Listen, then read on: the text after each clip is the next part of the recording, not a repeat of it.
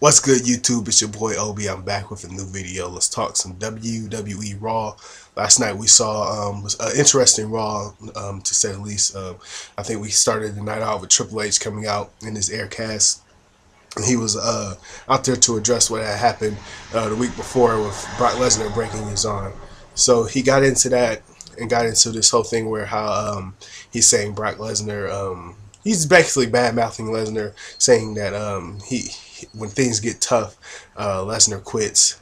He quit on the WWE when it got tough for him, and he quit on UFC when it got tough for him, and he quit on WWE when he couldn't get his way and it got tough on him.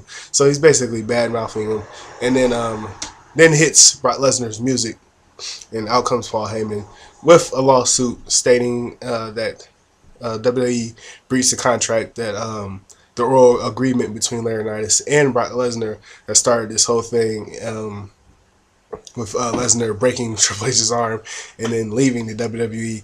So Paul Heyman gets big with Triple H, starts calling him out, saying that he's bad mouthing Brock because this is what any big time promoter does after their main guy leaves. He's salty because he lost his main guy. So Triple H gets mad. He puts his hands on Paul Heyman. Big mistake.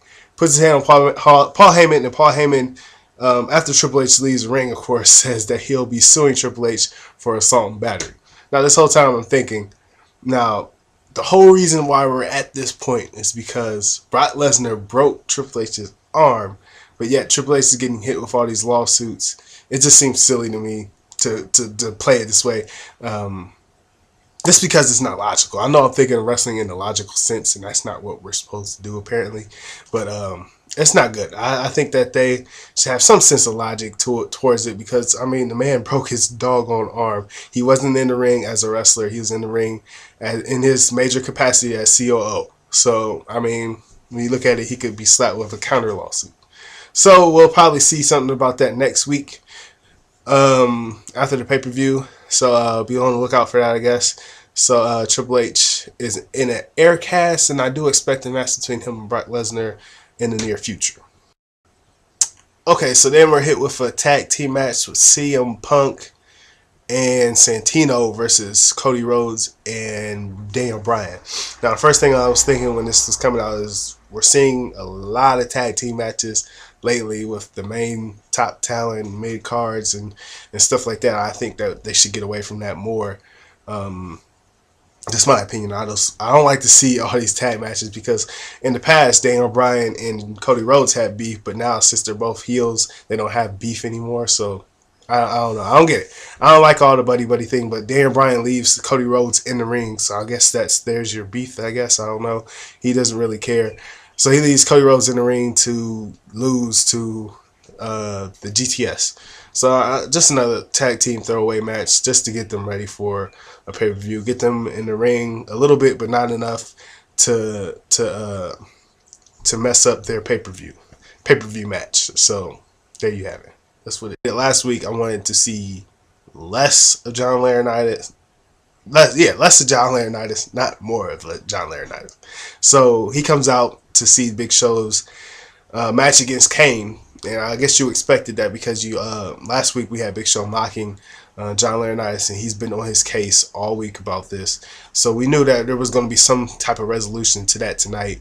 So Big Show gets the upper hand on Kane late in the match, and then John Laurinaitis gets on the mic and distracts Big Show, and Big Show is hit with one of the most weird, awkward choke slams I've ever seen in my life. Puts Big Show down, 1, 2, 3. The match is over. John Laurinaitis comes in the ring and demands an apology from the Big Show. He wants it to be sincere, or he's going to fire him. So then Big Show comes out and he comes out with this apology, this heartfelt apology, talking about how he's been in the business since he was 23 and this is all he does. He said you could fine him, you could bar him from a championship match in the future. But don't fire him because this is his life. This is what he loves to do. And this is why John Laurinaitis should keep him. And he says he's sorry, but John Laurinaitis, we all know he's not hearing that.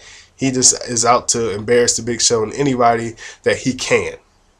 That's the main thing, that he can.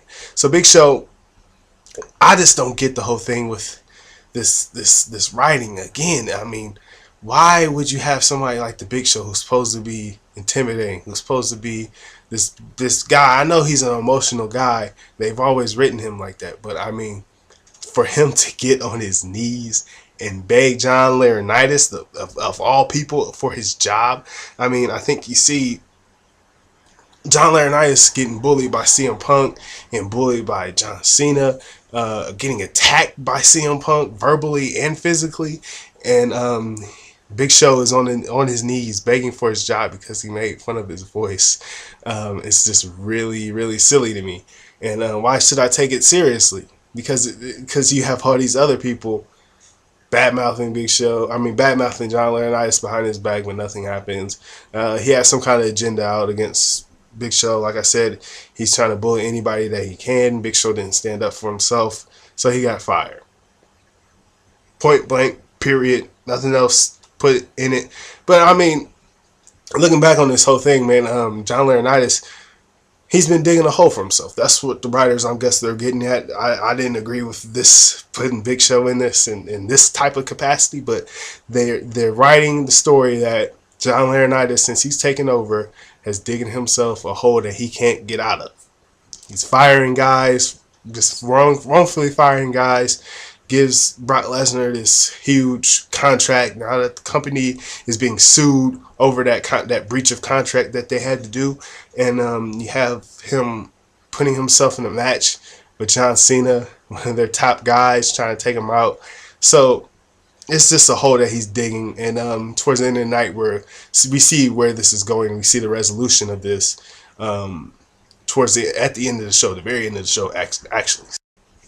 I was just looking at my notes, and I noticed that I had wrote down that Kane is kind of running around without a lot to do. So I wonder where they're going to put him next. I'm guessing after the Over the Limit pay-per-view, they're going to give him something to do. So I wonder who he's going to feud with. I guess that would be my question for you guys if you're watching this video.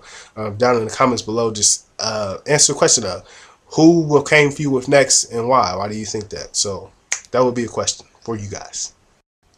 So immediately after this, we see a six-man tag match with the tag team champions Kofi Kingston and R-Truth and Brodus Clay, the Funkasaurus, versus Jack Swagger, Dolph Ziggler, and who was the other guy?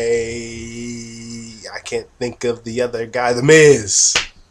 That's why I couldn't think of it.